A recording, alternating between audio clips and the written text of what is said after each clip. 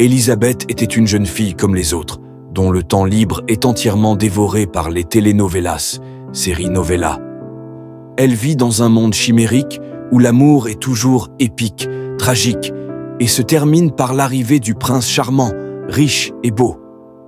Elle a une vision très romancée et idéalisée de l'amour, souvent en décalage avec la réalité. Son père est un pasteur dévoué, dont la foi est le pilier de son existence. La maison résonne de prières et de chants. Élisabeth, elle, a une foi en Dieu beaucoup plus tiède et superficielle. Elle respecte son père mais trouve son engagement mystique trop austère et ennuyeux. Elle le suit dans ses prières ardents mais n'éprouve pas grand-chose. Elle ne cherche pas Dieu. Elle cherche l'amour de cinéma pour combler un vide ou échapper à la rigueur de son foyer. Un jour, elle rentre de l'école avec ses amis. Elle discute de tout et de rien et soudain elle voit quelqu'un. Un jeune homme nommé Samaël. Il est la perfection incarnée selon les critères d'Élisabeth. Beau, élégant, mystérieux, et il semble sorti tout droit d'une de ses telenovelas préférées. Il est exactement l'idée qu'elle s'est faite de l'homme idéal. Au premier regard, Élisabeth ressent un profond malaise, une sensation glaciale et une intuition que quelque chose n'est pas juste, une ombre dans la perfection. Cependant, son idéalisme et l'attraction physique prennent le dessus sur cette alerte intérieure. Samaël engage la conversation avec une aisance et un charme captivant. La graine de la séduction est plantée. Samaël ne perd pas de temps. Il est intense, passionné, et semble lire dans les pensées d'Élisabeth, lui offrant tout ce dont elle a toujours rêvé. Cadeaux, voyages, déclarations enflammées. Ce qui n'est pas un amour sain, mais une dépendance rapide et obsessionnelle. Samaël isole progressivement Élisabeth de ses amis et de sa famille. Il utilise la flatterie à outrance, se positionnant comme le seul à la comprendre.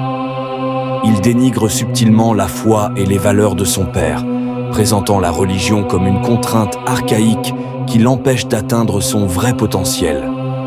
Il promet un pouvoir, une liberté et une vie bien au-delà de ce que son monde chrétien peut lui offrir. Il s'attaque à ses faiblesses spirituelles initiales. Samaël révèle ses penchants pour le mystique et l'occulte. Il commence par des pratiques qui semblent inoffensives, tarot, astrologie, moderne.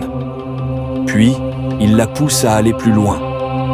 Il lui fait croire qu'elle mérite plus que ce que le vieux monde lui donne, et que le seul moyen d'obtenir ce pouvoir et cet amour éternel est de passer des pactes avec des démons, et finalement avec le diable en personne. Elle accepte, croyant obtenir l'amour et la richesse de ses séries. Elle devient une personne appartenant au royaume des enfers. Elle devient sombre, ses yeux sont cernés, son attitude est arrogante et méprisante. Elle ne prie plus, elle se moque des offices et des chants de son père. Elle rejette toute la voie chrétienne qu'elle trouvait ennuyeuse, maintenant avec une hostilité ouverte et glaciale. Le pasteur remarque ce changement dramatique. L'atmosphère dans la maison est lourde. Le père sent une présence étrangère et maléfique dans sa maison et dans l'âme de sa fille. Il commence à prier avec ferveur, sentant une bataille spirituelle se préparer. Le pasteur entend le village parler de sa fille qui passe son temps avec un jeune. Il demande à sa fille. Cette dernière ne veut pas trop parler du sujet, mais lâche quelques informations à son père. « Dis-moi, ma fille, j'ai entendu dire que tu fréquentes un jeune homme en ce moment. »« Oui, mais qui est ce ?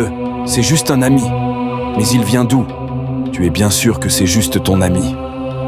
J'ai pas envie d'en parler. Je suis fatigué, je vais dormir. » Le pasteur sent bien que sa fille ne lui dit pas tout. Il fait sa petite enquête sur ce mystérieux jeune homme et ne trouve rien sur lui. Personne ne le connaît au village.